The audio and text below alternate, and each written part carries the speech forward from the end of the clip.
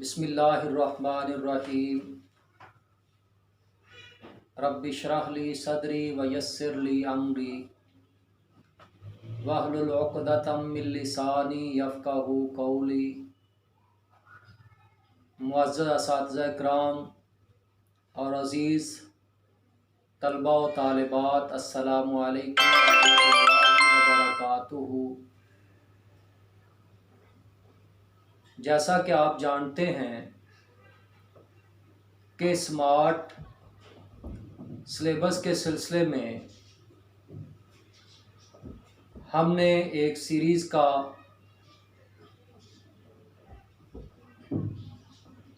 सिलसिला शुरू किया है। तो उसी सिलसिले में जो आज की इस नशिस्त की जो वीडियो है उसमें हम क्लास 9th के इंग्लिश स्मार्ट सिलेबस के बारे में बातचीत करेंगे। Smart syllabus English class 9th की तफसील कुछ इस तरह से है कि पहले इस पोर्शन में उन यूनिट्स, चैप्टर, लेसन्स का तज़किरा है जिनको शॉर्ट किया गया है। तो 5 यूनिट हैं, 5 चैप्टर हैं जो 9th इंग्लिश के सिलेबस में शामिल किए गए हैं। उनमें से पहला unit number 1 the saviour of mankind, unit number 2 patriotism, unit number 4 हज़रत अस्मा रज़ी अल्लाह ताला अन्हा, unit number 6 Quaid's vision and Pakistan और यूनिट नंबर 7 सुल्तान अहमद मस्जिद। तो ये 5 यूनिट हैं मुख्तलिफ, जिनकी तफसील यूनिट नंबर 1 है, यूनिट नंबर 2 है, यूनिट नंबर 4 है, यूनिट नंबर 6 है, यूनिट नंबर 7। अब ये 5 जो यूनिट हैं आपने तलबा ने इनको तैयार करना है। अब इन्हीं यूनिट में से आपको तर्जमा भी आएगा और इन्हीं यूनिट में से आपको शॉर्ट जो क्वेश्चन हैं, जो आपने सवालात के जवाबात देने हैं, वो भी आपको आएंगे। 10 नंबर के वो हैं। ट्रांसलेशन 8 नंबर की होती है, 2 पैराग्राफ की, और इसी तरह से 5 शॉर्ट क्वेश्चन के आपने आंसर देने होते हैं। तो इन 5 यूनिट्स में से आपको तर्जुमा और सवालात के जवाबात आएंगे। उसके बाद यूनिट नंबर 5 है डैफोडिल्स। अब डैफोडिल्स एक पोइम है। अब ये 2 तरह से इसमें से क्वेश्चन आता है। एक तो ये 5 नंबर की समरी आपको आ जाए, या फिर एक स्टैंजा दिया होता है, आपने उसकी एक्सप्लेनेशन करनी होती है। तो आम तौर पे तलबा जो हैं वो समरी तैयार कर लेते हैं और इस तरह से वो 5 नंबर हासिल कर सकते हैं। तो गोया कि ये एक अकलौती समरी है और ये डिटरमिन्ड है, ये कन्फर्म है कि यही इम्तिहान में आनी है। तो 5 नंबर तो सीधे सीधे आपके हाथ में हैं। उसके बाद जो अगला क्वेश्चन है उसमें चॉइस होती है। आप लेटर कर लें, आप स्टोरी कर लें, या आप डायलॉग कर लें। तो 8 नंबर का ये क्वेश्चन है।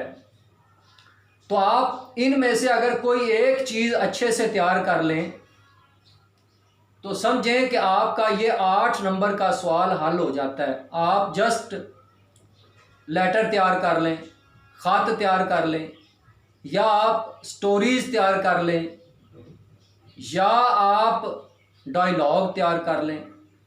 तो इन तीनों में चॉइस है, कोई एक हिस्सा अगर आप कर लेंगे तो आप ये 8 नंबर भी लेने में कामयाब हो जाएंगे। उसके बाद जो अगला क्वेश्चन है या जो सिलेबस में जो नेक्स्ट चीज जो दी गई है वो comprehension of a passage. Comprehension है पैसेज की। अब आप तलबा ये पढ़ेंगे कि कंप्रीहेंशन होती क्या है। आम तौर पे ये होता है कि एक पैराग्राफ इंग्लिश में दिया गया होता है और उस पैराग्राफ के आखिर पर कुछ सवालात दिए गए होते हैं, 5 या इससे ज़्यादा भी हो सकते हैं। तो उन सवालात को आपने पढ़ना होता है।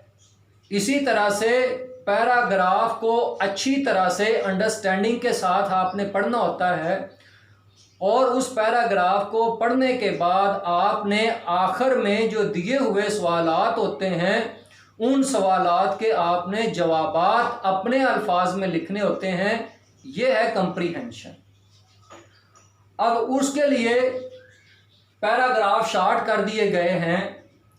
तो आप देखें कि कंप्रीहेंशन ऑफ अ पैसेज, अब पैसेज नंबर 3 है, पैसेज नंबर 4 है, पैसेज नंबर 5 है, पैसेज नंबर 7 है, पैसेज नंबर 9 है एंड पैसेज नंबर 10।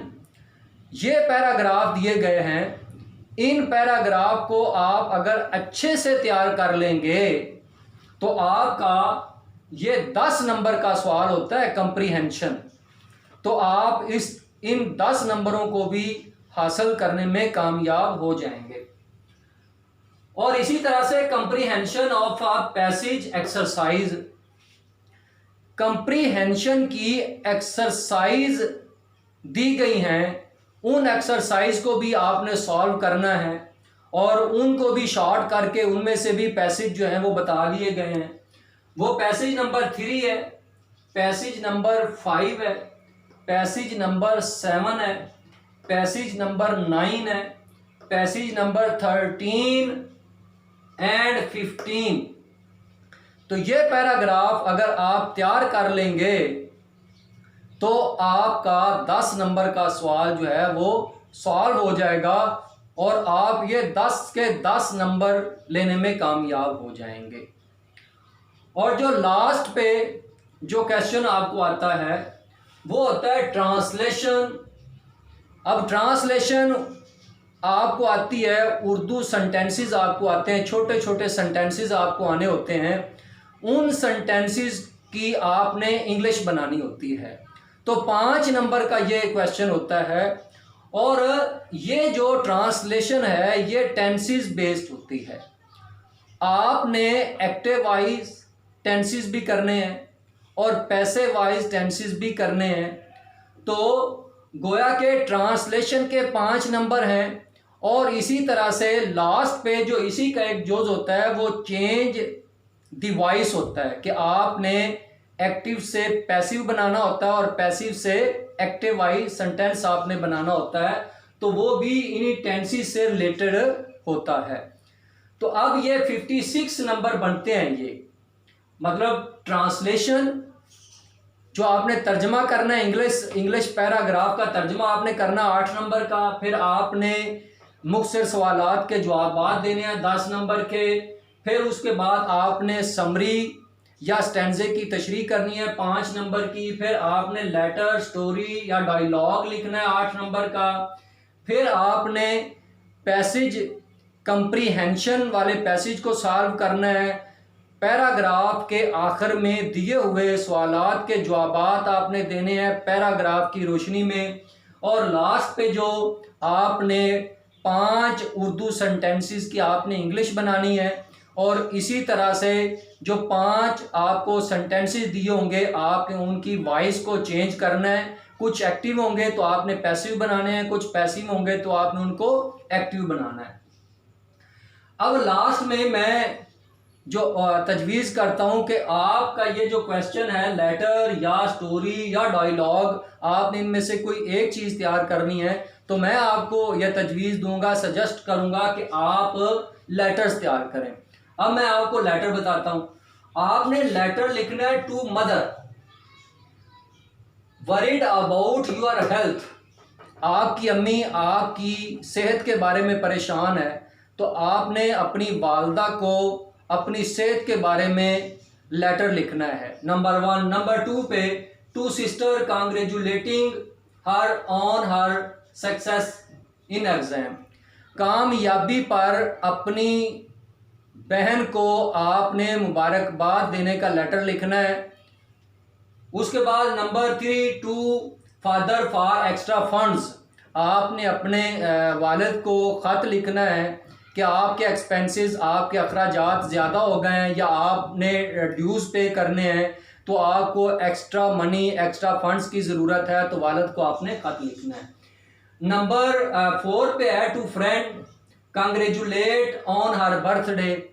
आपने अपने दोस्त को बर्थडे पर मुबारकबाद देनी है, तो आप उसको ख़त लिखें। To friend for lending some books. अपने दोस्त को आपने ख़त लिखना है जिसमें आपने उससे कुछ किताबें उधार लेनी है कुछ दिनों के लिए। फिर उसके बाद नेक्स्ट है to friend condoling on mother's death.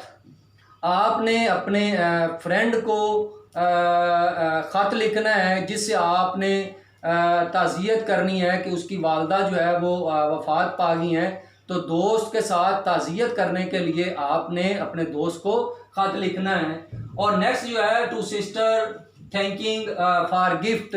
Last जो है ना, वो आपने अपनी सिस्टर को ख़त लिखना है जिसमें आप उसका शुक्रिया अदा करेंगे कि सिस्टर ने आपको गिफ्ट दिया, तो आप उसका शुक्रिया अदा करेंगे।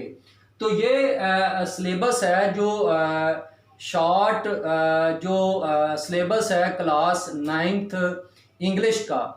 तो अगर आप इस पे फोकस होकर तैयार करेंगे, इसमें तैयारी करेंगे, तो ये मेन चीज़ें हैं। 56 नंबर जो आपको सब्जेक्टिव पेपर आता है, ये उसकी डिटेल है। और इन्हीं चीज़ों में से ही आपका 19 नंबर का, 19 नंबर का आपका ऑब्जेक्टिव पेपर आता है, जिसकी तफसील जो है वो नेक्स्ट वीडियोस में बयान आपको कर दी जाएगी। तो मैं उम्मीद करता हूँ कि ये सिलेबस जो है ये आपको पेपर की तैयारी में इंतहाई मुआवन होगी।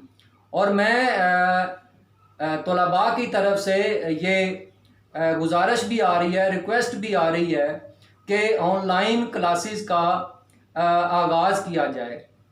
जैसा कि बहुत से असातिज़ा इकराम और तलबा ये जानते हैं कि कंगनपुर में दुआ ग्रेजुएट एकेडमी के नाम से 2001 से लेके ऑनवर्ड 2018 तक रेगुलरली दुआ ग्रेजुएट एकेडमी जो है वो तलबा को मैट्रिक, FA, BA और मुख्तलिफ मास्टर्स लेवल की तालीम देने में अपनी नुमाया खिदमात जो है वो सर अंजाम देती रही है। तो तलबा की ये रिक्वेस्ट आ रही है कि क्योंकि मेरी जो जॉब नेचर इस तरह की है कि मैं बाकायदा तौर पे क्लासेस जो है वो एकेडमी में नहीं ले सकता, तो अब तलबा की जो रिक्वेस्ट आ रही है, इंशाअल्लाह अज़ीज़ हम कोशिश कर रहे हैं कि आइंदा दिनों में तलबा की तादाद को मद्देनज़र रखते हुए ऑनलाइन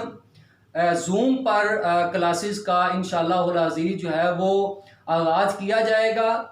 और तलबा को, जैसा कि तलबा जानते हैं, सैकड़ों तलबा हैं दुआ ग्रेजुएट एकेडमी के, और उन्होंने हर इम्तिहान में फ़र्स्ट क्लास जो है वो नंबर हासिल किए हैं, फ़र्स्ट क्लास डिग्रीज़ हासिल की हैं। और बहुत से तलबा जो हैं वो नुमाया पोस्टों पे काम भी कर रहे हैं। तो तलबा की तरफ से जो तलबा इस एकेडमी से पढ़ चुके हैं, डिग्रीज हासिल कर चुके हैं, वो अपने भाइयों के बारे में और अपने अजीज़ों अकारब के बारे में सोचते हैं, तो उनकी रिक्वेस्ट पर इंशाअल्लाहुल अज़ीज़ जो ही जो है वो रजिस्ट्रेशन कंप्लीट होती है तलबा की मुख्तलिफ़ क्लासेस में, तो इंशाअल्लाह ग्रुप वाइज जो है वो दुआ ग्रेजुएट एकेडमी की तरफ से उनकी ऑनलाइन क्लासेस का आगाज़ जो है वो कर दिया जाएगा। तो मैं उम्मीद करता हूँ कि इंशाअल्लाहुल अज़ीज़ ये वीडियो तमाम असातिज़ा इकराम और तलबा के लिए, तालिबात के लिए नहायत जो है वो मौसर और मुफीद होगा। और मैं ये भी उम्मीद करता हूँ कि आप इस सिलसिले में मज़ीद जो है वो मुझे तजावीज़ देंगे कि इन वीडियोज़ को किस तरह से बेहतर बनाया जा सकता है, क्योंकि मैं ये बिलीव करता हूँ कि आम तौर पे वीडियो जो है उनका टाइटल बहुत ही अट्रैक्टिव होता है, बहुत ब्राइट होता है और इस तरह का टाइटल होता है कि बंदा फौरी उसकी तरफ जाता है, लेकिन जो ही उसको देखा जाता है तो उसमें कोई ख़ास जो है वो टॉपिक से रिलेटेड जो है वो इंफॉर्मेशन नहीं होती, और अगर होती भी है तो वो इस कदर कॉम्प्लिकेटेड होती है कि किताब की सूरत में ही पेश कर दी जाती है। तो इंशाअल्लाहुल अज़ीज़ मैं कोशिश करूँगा कि बिल्कुल मसनूई और तसन्नो और बनावट वाली कोई चीज़ ना हो, बिल्कुल वो चीज़ कि जो आपको दिल को लगे और जो आपके लिए इंतहाई मौसर हो और जो आपके लिए बेहतरीन मुआवन और रहनुमा साबित हो, वही चीज़ें जो हैं वो आपको पेश की जाएं, ताकि आप कम वक़्त में ज़्यादा से ज़्यादा इल्म हासिल कर सकें और कम वक़्त में ज़्यादा से ज़्यादा नंबर लेने में कामयाब हो सकें। उम्मीद करता हूँ कि आज की वीडियो आपको बहुत पसंद आएगी। अस्सलामु अलैकुम व रहमतुल्लाहि व बरकातुहू।